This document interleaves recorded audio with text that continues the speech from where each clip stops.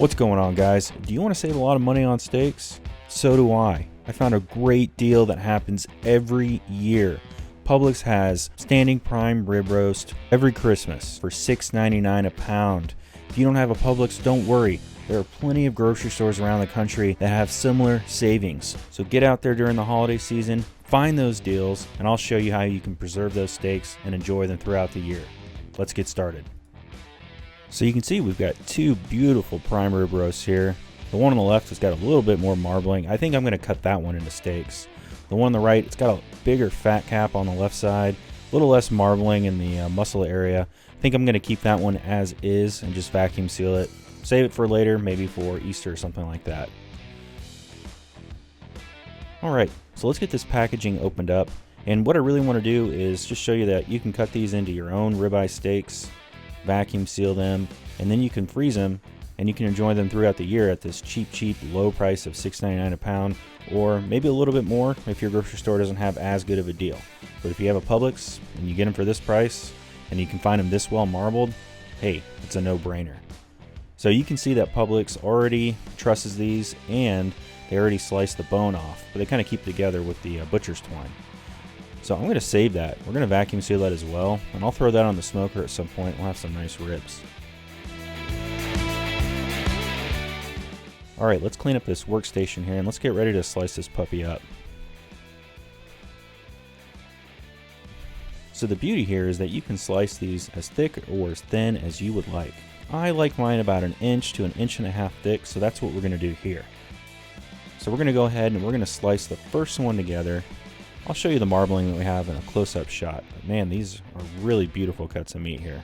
And these are choice grade, keep that in mind. So the level of marbling that I was able to find, excellent for a choice grade.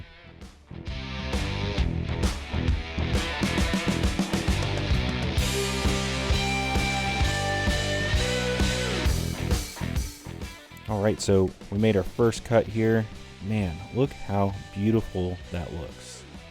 Now, I also want to go ahead and clean it up a little bit. So we've got that big piece of fat on the end. Let's go ahead and trim that off. And don't throw this fat away. You can use it to make sausage, or you can make some beef tallow with it if you like. You can also use it for making hamburger meat if you grind your own burgers. So a lot of things you can do with that. Definitely don't let it go to waste. So I'm going to trim off that edge a little bit, round it up. Man, that is one beautiful steak. Look at this spinalis. Man.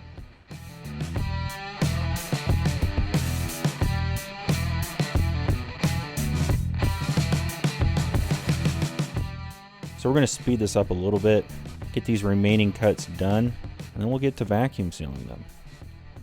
And I still can't get over how good these look for the price. Even at Costco, you're going to pay at least $10 a pound for choice grade, and sometimes they don't look this well marbled.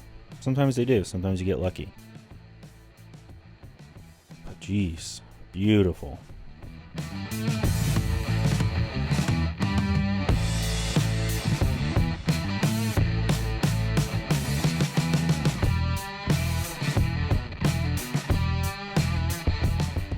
And I don't think I've ever seen a more beautiful stack of meat, especially at the price we paid. So that's awesome. Alright, so now I got our vacuum sealer out. This is just a cheapo I picked up off Amazon. I think it was like 40 or 50 bucks. It's made by Inkbird. Just go on there, find one with good reviews. If you don't have one, they all work pretty well, especially for their price point. You can also pick up some of these bags on Amazon as well. You can also find them at Costco for a pretty good price. So I'm just cutting these to length. Once we get all those cut, now it's ready to seal one end. So we'll put it into our machine here, and we're just going to press the seal button. We don't need to pull a vacuum or anything yet. And after a few seconds, it's all sealed up. Now what I like to do, see we got a single seal on there, I like to double seal all my bags on each end. So we're going to put it back on the vacuum sealer. We're going to move it up a little bit so we can get another seal on there.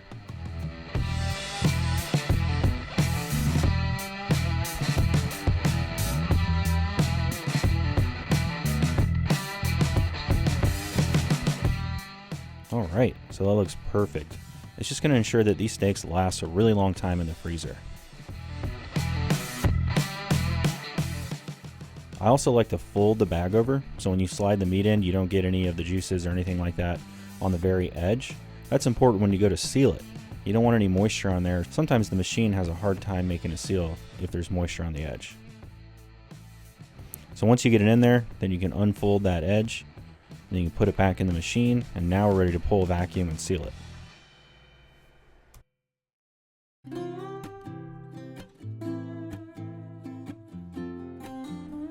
And it takes just a few seconds to pull all the air out of that bag. Everything is looking beautiful. Look at that steak. Just like you got it from like a butcher or something. So we're going to go ahead and we're going to seal the edge again so we get that double seal on the other end. And then this steak will be finished. It's ready to put in the freezer. And look at that. Perfect. So these steaks can last probably at least a year with the double seal method. So don't be afraid to leave them for a long time. And man, look at all those steaks. And we still got that big prime rib roast left over. We're going to seal that whole thing and save that for Easter. So I'm just kind of measuring the bag to see how long I need it to be. And it's about the right size. So again, we're going to double seal this end and then we'll stuff it in there. And this should be good to go. And we'll get that second seal on there. And just like that, we're finished. So I'm going to make a little bit bigger of a fold here just because it's such a big piece of meat. I want to make sure I don't get any of those juices on the edge and cause any issues when we go to seal this. So we'll open up the packaging here. And I'm going to leave the butcher's twine on there and leave the bones intact on the bottom because we're going to cook this whole during Easter time for prime rib. All right, hopefully it fits. It looks like it will. And we'll unfold that bag, get it ready to put it back in this vacuum sealer. So this will take a little bit more time than the steaks. There's a lot more air in this bag just because it's much larger. So I'm going to speed it up a little bit and you'll watch it pull vacuum in fast forward.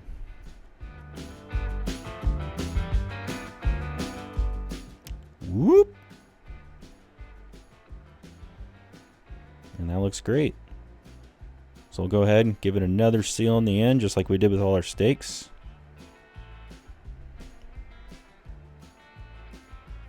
Perfect. I call that professional. I think we're going to be eating pretty good for Easter, so I'm excited for that. Right, so now we're going to vacuum seal our ribs here. Man, these are really good on the smoker. If you already have something else on there, might as well just throw these on. They take, I don't know, 3 to 4 hours, just depending on your temperature. They come out really, really tasty as a little appetizer. So we'll get this bag ready, and we'll get those ribs stuffed in there. Now, they're a little big for this size bag, but I think we'll be able to make them fit.